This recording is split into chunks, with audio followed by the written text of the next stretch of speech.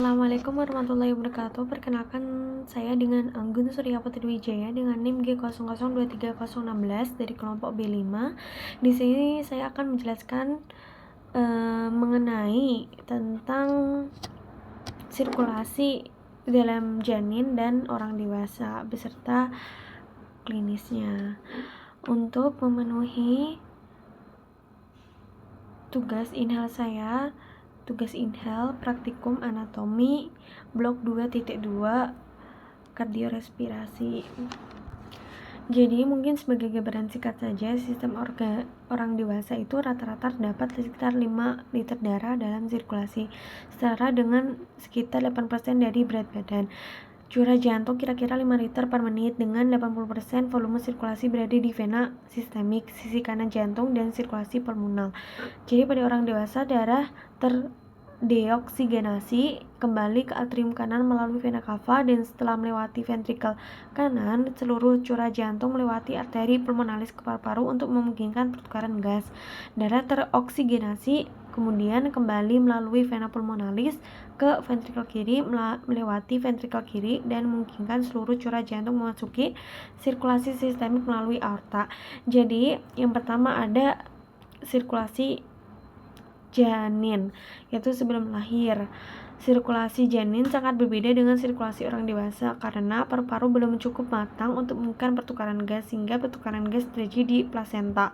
Selain itu, sistem kardiovaskular janin disesuaikan untuk memastikan darah teroksigenasi paling tinggi disalurkan ke miokardium dan otak. Hal ini dicapai dengan aliran darah beroksigen yang lebih disukai dan adanya pirau intrakardiak dan ekstrakardiak. Setelah lahir, udara mengalir ke paru-paru untuk menggantikan air di alveoli, sehingga menyebabkan peningkatan kadar oksigen di paru-paru secara signifikan. Resistensi pembuluh darah paru turun karena penurunan vasokonstriksi paru hipoksia, yang berarti resistensi paru lebih rendah, dan penurunan afterload di sisi kanan jantung. Perubahan gradien tekanan antara sisi kanan, sisi kiri, dan kanan jantung menyebabkan penurunan foramen oval. Penurunan tekanan paru berarti aliran darah yang melintasi ductus arteriosus juga terbalik, dengan darah awalnya dialirkan dari aorta ke arteri pulmonalis. Ketika darah oksigen meningkat, otot polos di dinding ductus arteriosus mengerut, akhirnya menutup sepenuhnya, membentuk ligamen arteriosum pada orang dewasa. Tingkat prostaglandin yang tinggi yang diproduksi oleh plasenta juga berkontribusi dalam menjaga ductus arteriosus tetap terbuka di dalam rahim. Setelah lahir, akibat lepasnya plasenta, kadar prostaglandin juga turun, yang selanjutnya berkontribusi terhadap penutupan plasenta. Selanjutnya adalah sirkulasi pada orang dewasa. Jadi sirkulasi umum itu atau sistemik ada, yang pertama ada sirkulasi umum atau sistemik, sirkulasi darah yang mengalir dari jantung kiri ke seluruh tubuh dan kembali ke jantung kanan. Yang kedua ada sirkulasi paru-paru atau pulmonar, sirkulasi darah yang mengalir dari jantung kanan ke paru-paru lalu kembali ke jantung kiri. Terus selanjutnya sistem sirkulasi sistemik dimulai ketika darah bersih, darah yang mengandung banyak oksigen yang berasal dari paru, dipompa keluar oleh jantung melalui bilik atau ventrikel kiri ke pembuluh darah aorta, lalu ke seluruh bagian tubuh melalui arteri-arteri hingga mencapai pembuluh darah yang diameternya paling kecil yang disebut kapiler. Kapilaria melakukan gerakan kontraksi dan relaksasi secara pergantian yang disebut dengan vasomotion, sehingga darah di dalam mengalir secara terputus-putus. Vasomotion terjadi secara periodik dengan interval 15 detik sampai 3 menit sekali. Darah mengalir secara sangat lambat di dalam kapilari dengan kecepatan rata-rata 0,7 mm per detik. Dengan aliran yang lambat ini mungkin terjadinya pertukaran zat melalui dinding kapilaria. Pertukaran zat ini terjadi melalui proses difusi, pinositosis, dan transportasi vesikuler serta filtrasi dan reabsorpsi. Ujung kapilaria yang membawa darah bersih disebut arteriol, sedangkan ujung kapilaria yang membawa darah kotor disebut venule.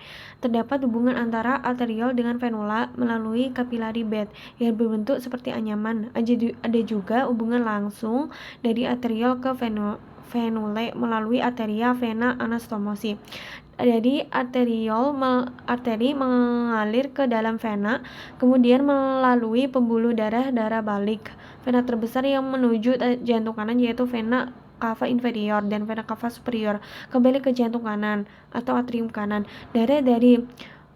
Darah dari atrium kanan memasuki ventrikel kanan melalui katup trikuspid.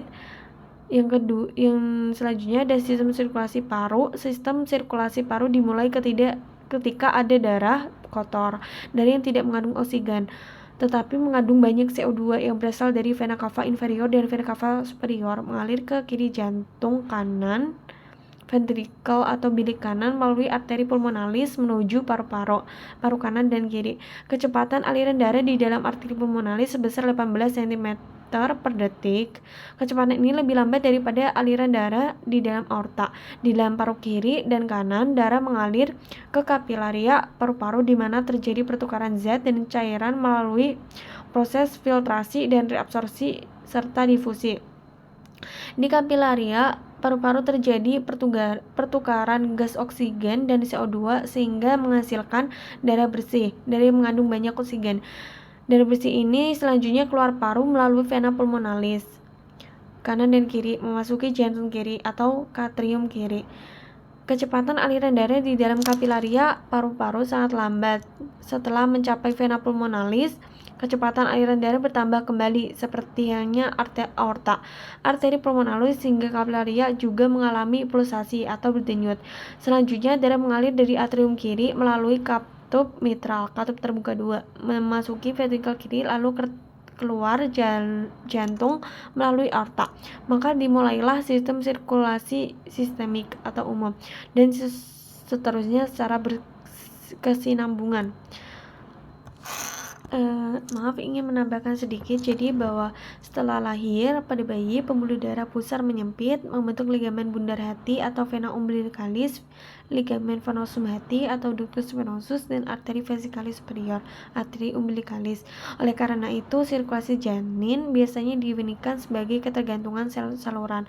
Ada 4 adaptasi utama yang terdapat dalam sirkulasi janin. Yang pertama, arteri dan vena umbilicalis, ductus venosus, foramen oval, dan ductus arteriosus.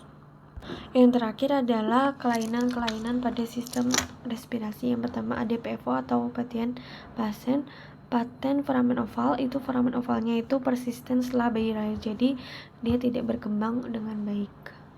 Terus selanjutnya adalah atrial septal defect atau ASD, itu ketidaksempurnaan penutupan septum interatrial atau jantung bocor yang menyebabkan jantung bocor. Yang selanjutnya ada ventricular septal defect atau VSD, ketidaksempurnaan penutupan septum interventrikular dari kiri ke kanan. Yang terakhir itu yang ini ventrikal, yang tadi atrium. Terus yang terakhir ada paten ductus arteriosus atau BDA, itu ductus arteriosusnya yang persisten terhubung dengan aorta descendens. Saat fetus normal akan tetapi selanjutnya akan terobliterasi menjadi ligamen atriosum botali, darah masuk ke aorta dari truncus pulmonalis. Sekian dari saya, mohon maaf jika ada kesalahan. Wassalamualaikum warahmatullahi wabarakatuh.